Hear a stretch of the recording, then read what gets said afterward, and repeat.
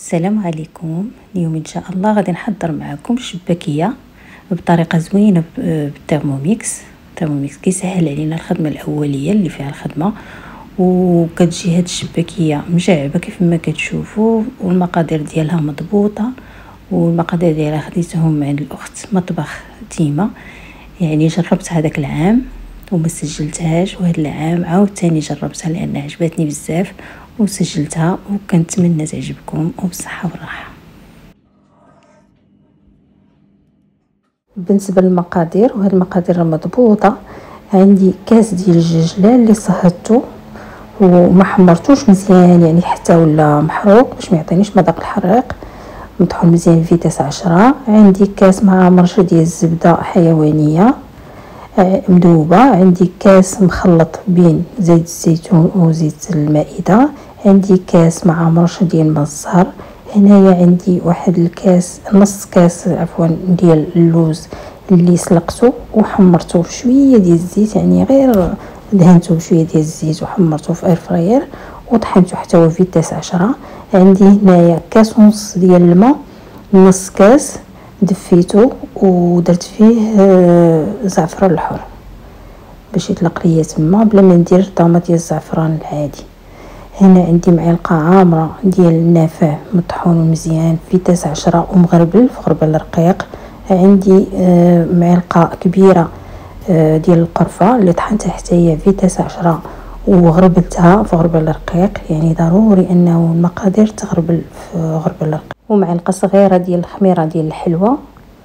وهنا عندي واحد المعلقه كبيره ديال الخل، ما تزيدوش على معلقه كبيره ديال الخل، يعني معلقه كبيره كافيه. كاين اللي كيدير 4 كاس، ولكن معلقه كبيره كتجي الشباكيه مجعبه وكلشي. وهنا عندي الفورس، الكميه اللي هزات ليا تقريبا كيلو و300 غرام ديال الفورس اللي هزات ليا هاد المقادير كلها، يعني ما زدت مرها لا ما لا والو، المقادير اللي عطيتكم كلها مضبوطه. بالنسبه للملحه راه معلقه صغيره مع مراج كيف ما شفتوا. الملحه ما خصهاش تكون كثيره باش ما كتجيش مجهده، يعني ملي كنديروها نديرو الشباكيه في العسل يلا كيتوازن ديك الملحه مع الحلاوه، لان الشباكيه كتكون يعني الحلاوه غالبه على الملوحه، يعني ما تكثروش الملحه. كناخذ تيرموميكس اولا تاخذوا مولينكس العاديه، كنديروا فيها هنا كاس اللي طحنا. غادي نعاود معكم المقادير: كاس ديال الزجلان، نص كاس ديال اللوز مسلوق ومحمر بشويه ديال الزيت ومطحون، ديال الزبده كما شفتوا مع مرش تاع الفم، كاس ديال زيت الزيتون اولا خليط بين زيت الزيتون و زيت العود، زيت الزيتون وزيت العاديه، كاس ديال الماء الزهر،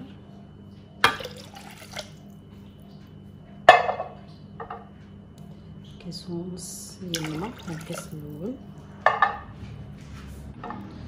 وهذا نص كاس اللي درنا فيه الزعفران الحر نصفوه.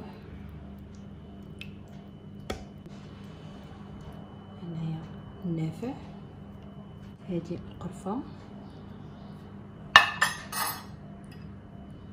الملحه، معلقه صغيره ديال خميره الحلوه.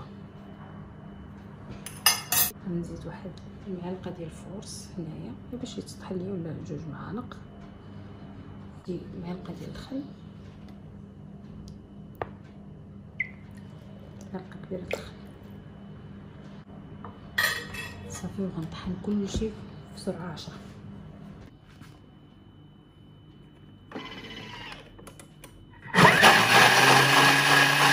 شوفوا طحنات مزيان.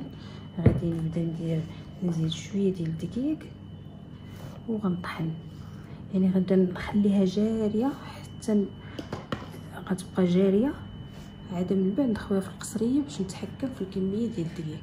دابا زدتها تقريبا واحد 2 من هادو عامرين. هنا كيف ما شفتوا هي دابا زدت هذاك شويه ديال الدقيق، يعني تجمعات ولكن باقا جاريه. دابا غادي نخويها في القصريه باش نزيد عليها الدقيق اللي خاصها ونتحكم فيها. ممكن انكم ديروا الدقيق يعني في الترموميكس تزيد الدقيق، لكن هي ما تحتاجش تشد ليك.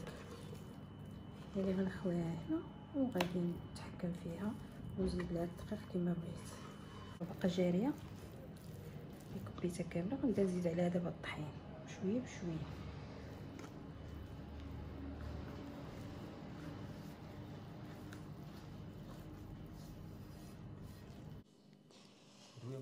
دابا صافي نعجنوا العجينه بحال هكا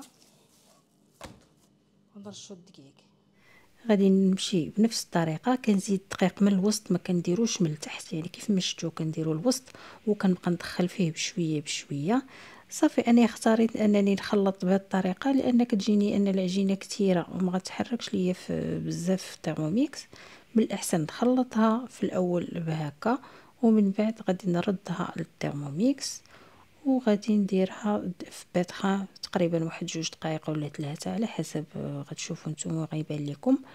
اولا كاينه طريقه اخرى انكم بعد ما حركتوها بحال هكا تشدوها تقسموها على 2 وديروا كل نصف تعجنوه بوحدو، حتى هذه طريقه كتجي مزيانه.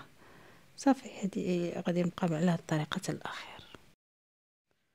بعد ما دلكات لي العجينه درتها هكا على شكل بودان طويل وبديت كنقسم فيها على كويرات صغار على حسب الحجم اللي بغيتو نتوما، يا اما كبار من الاحسن يكونوا صغار. دابا هاد الكويرات غادي نقسمهم حتى هما على 2، يعني كل كره كبيره غادي نقسمها على 2.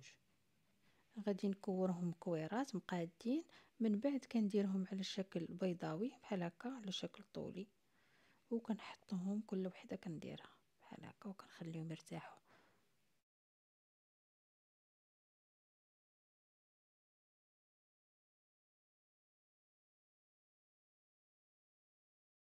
بعد ما ارتاحوا شويه واحد 5 ديال الدقائق كنشد واحد كل كره هكا وكنسرحها بهذه الطريقه كيف ما كتشوفوا. كتجي زوينه هذه الطريقه، كتجي مجعبه مزيان. كنسرحها هكا وهكا وكندير لها الطريقه ديال ميلفوي كنلويها يعني بحال مسمنه وكنحطهم عاوتاني يرتاحوا.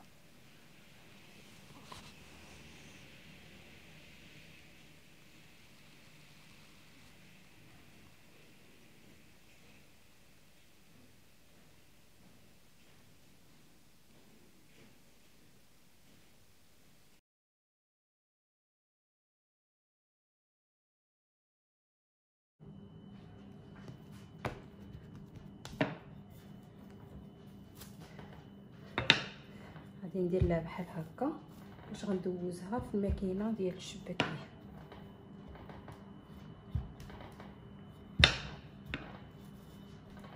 اللي ما عندوش ماكينه الشباكيه راه غادي يدير لها بحال هكا وغادي يقطعها عادي.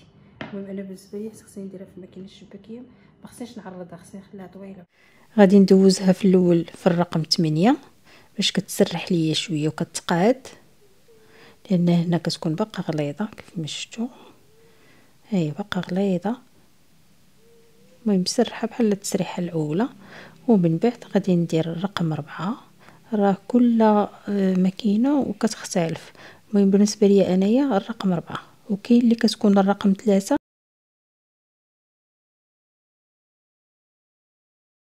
نبدا نقطع، كندير 4 ديال الاشرطه والخامسه كنقطع فيها، يعني 4 ديال الخطوطه والخامسه كنقطع فيها وكندير التشبيكه العاديه. مبغيتش نطول عليكم فيديو، يعني التشبيكه العاديه كل وحده كدير التشبيكه ديالها. اللي مهم في الشباكيه هو المقادير والطريقه ديال الخدمه، انها خاصها النتيجه تكون تخرج بان الشباكيه تجينا هشيشه ورطبه وشاربه العسل ومجعبه. هذه هي النتيجه اللي خاصها تخرج.